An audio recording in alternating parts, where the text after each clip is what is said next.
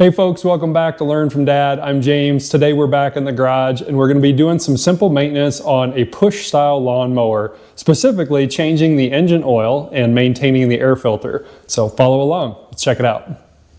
So how often do I need to be doing this type of maintenance? Well, first off, check your operator's manual. It's going to give you an initial base guidance, but at a minimum you should be doing this on an annual basis for just an average homeowner, particularly for the engine oil. The air filter, you should really be cleaning a lot more than that to keep that engine breathing healthy. This particular Toro Recycler mower says on an annual basis at a minimum. So first let's check out the air filter, which is going to be over here on the front side of the engine. On this particular mower, there's usually going to be some kind of a box or a latch that you can undo it because you have to get into that air filter. So this one, you simply grab the top latch and pull the cover off, and here's my air filter. Now, even before we pull it out, you can see how much material is built up inside of there. So when you pull this out to do maintenance, keep in mind we want to prevent stuff from getting into the engine. So be cautious before you pull it out. It's actually sometimes a good idea to hold the filter first. You can even just blow on it with your mouth, or if you have an air compressor, you can give it a small shot of air to get a bunch of that debris away. Let it settle before you pull it off. This one's not too terrible, so we're just going to pull it straight back and away. It is a good idea to check and see if there's any type of debris that's been getting inside of the port into the engine, which is never a good thing. It can indicate whether that filter is sealing properly or not.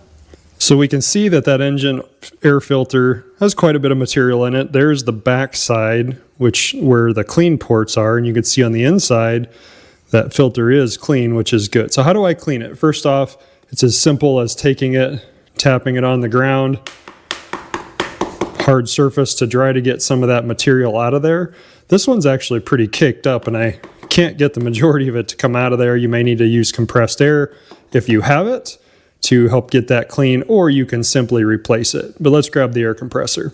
So I put the filter back up here on the bench, and we're going to use my air compressor and air nozzle to blow this out. Now I've turned my air pressure down on my compressor to, I don't know, around 40 psi, just so I'm not doing damage to the filter when I clean it. I like to hold it down against a surface first, the port side that would go to the engine, and that way when I'm doing an initial cleaning on the outside with lower pressure, I'm not going to blow stuff on the inside, because anything that gets on the inside is going to get sucked into that engine the next time you run it.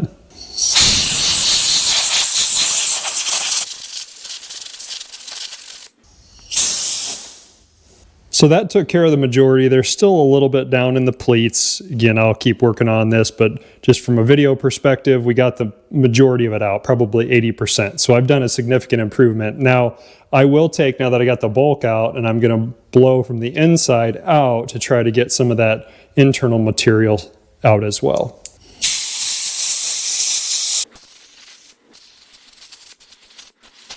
So there you go. We got the majority of it out up from the pleats. There's a little bit down in there I could keep on working and getting out, but for the purpose of the video, that's good stuff.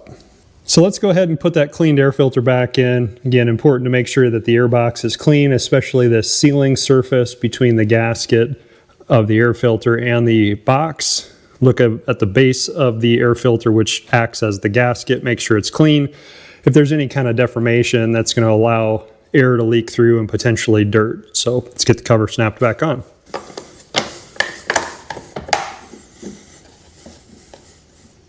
So next, we're going to be changing the engine oil. Now, what's interesting or unique about small engines like this is, yes, they use oil typically, if it's what we call a 4-stroke engine, but they don't have an engine oil filter. So it's even more important to do your maintenance because you have nothing that is filtering out the impurities in the oil. So first, let's check it.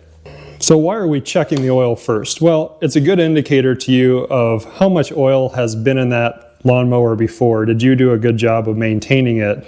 See that the lines on the very bottom, which are very small and hard to see, my oil line is right in between it, so it's in good shape. With many push mowers, there's actually no oil drain plug. What you do is remove the filler cap, and then we're going to tip the lawnmower on its side and drain it out the fill cap. So you're going to need some kind of catch container to catch that oil. Now, I'm doing it homeowner style just to prove you don't need fancy tools. I took a gallon jug of milk, cut it in half, and that's what we're going to use to catch that oil.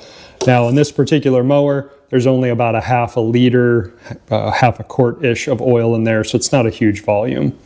So it is handy to have two people for this activity, but you can do it by yourself. Put down a pig mat, some kind of an absorbent, just in case we spill. There's not a huge volume of oil. We need to remove our oil fill. And then we need to start tipping our lawnmower over. I'm going to grab my container. Gently try to get that mower laid down. That oil is definitely dirtier than it looked on the dipstick. This is 1 year of runtime. Once the oil stopped draining out for the most part, go ahead and tip your mower back up.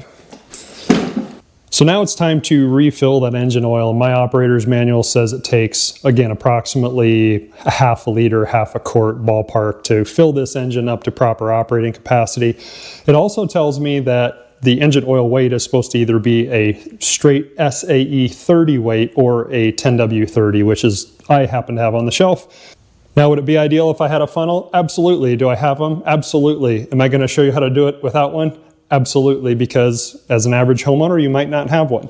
So there is a right and a wrong way to hold the oil jug. So if you hold it like this and pour in, and you don't let air into the bottle, it's going to burp. So you're better off to hold the bottle in this orientation so that when you pour in, you're always getting air transfer in and it doesn't burp and cause a splatter. Now remember, we only need to put in approximately half a liter or half a quart. So it's good to watch the gauge on the side of a bottle. And it's also a good idea to underfill it first and keep checking it and get it to the right level versus overfill it and have to tip it over and try to drain some out.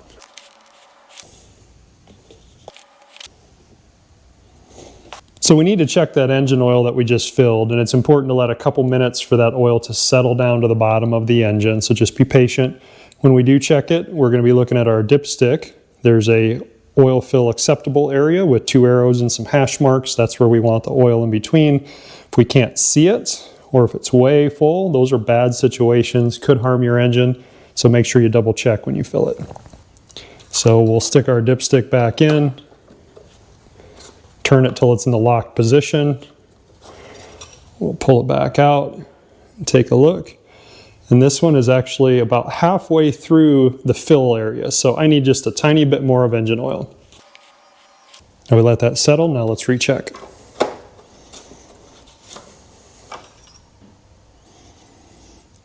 And it's perfect at the top, right where we want it. Now you might be saying, James, I don't have a push mower. I've got a riding lawnmower of some type that has an engine in it. It's got an engine oil filter. We'll do a different video on changing oil in this machine, but this is more like a vehicle. You might check out my other video I already did on engine oil changes for cars and trucks, and this will be more applicable. Now, one thing I didn't mention is make sure you're disposing of that engine oil properly. You can go to pretty much any auto parts store and they'll not only take it, or if they don't take it, they'll be able to guide you to somebody who does take it for proper disposal. Drop some comments down below. Make sure you're telling me what is your maintenance you're doing on your lawnmowers. I do have another video that we just did on how to sharpen lawnmower blades and different methods to do it. So thanks for following along and learning from Dad. I'm James. I'll catch you on the next video.